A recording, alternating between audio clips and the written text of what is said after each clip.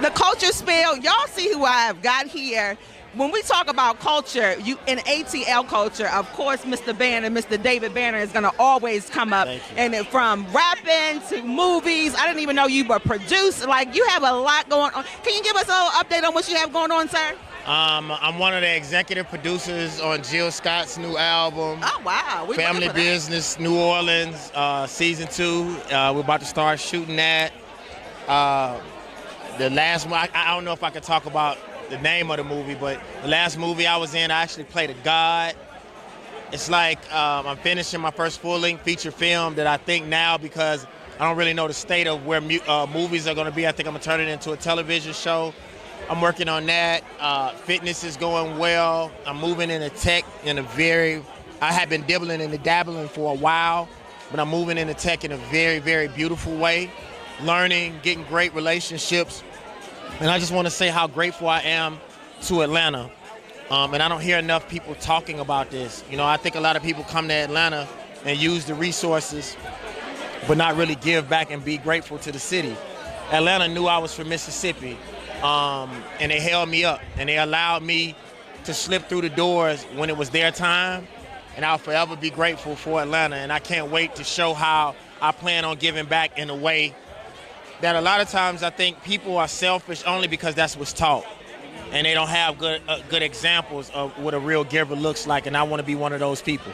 And you have definitely been that, because you have given to the culture, sir. You have and then you said getting into the tech space. You are strategic about your moves. Everything. And that is really dope. Everything. But let me say this too. I'm tired of black folks in this giving flowers. Give some money. Give the same. You hear that? Get the same thing that you get in white folks. You get in white folks your money and your attention. You know, you don't hold Heinz ketchup to task.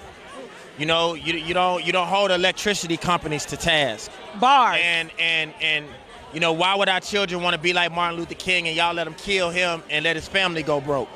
So for me, I think, you know, I give a lot, but I see where that path leads black people. And so in my ways, to a certain degree, I've become a little bit more selfish, because I realized I had to take care of me. For about 5 years, I'd only paid myself 4 or 5 times in my own company that was successful, because I had to take care and make sure that my staff was all right first. Made sure that I was also pushing us into the future. And although I was making a lot of money, in order for you to push forward, unless you have investors, you need to be paying for the next idea. You understand what I'm saying? So, you know, I'm just learning that I have to also remind black people that if you really love your people and you really want to talk about culture, we need to really start taking care of each other and supporting each other in a way that's bigger than what you like. I love that. Culture spill. He just gave us the culture spill. For real, for real, for real. I wasn't even trying to. Really. I thank you for taking the time with us. I really do. You know, and that's how I've always been. And I'll say this in parting. A lot of people are surprised how serious I take black movies and black television.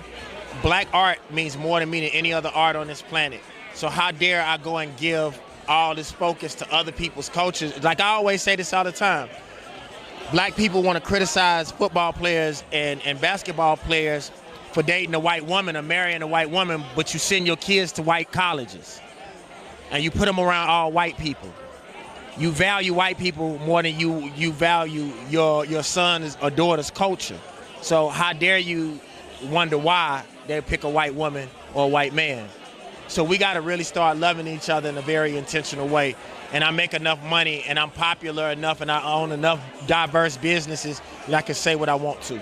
And he can say what the hell he wants to, because this is the Culture Spill. And we here with David Banner here at CBS Atlanta. Make sure you keep it locked. I wanted to try to give you something different, dude.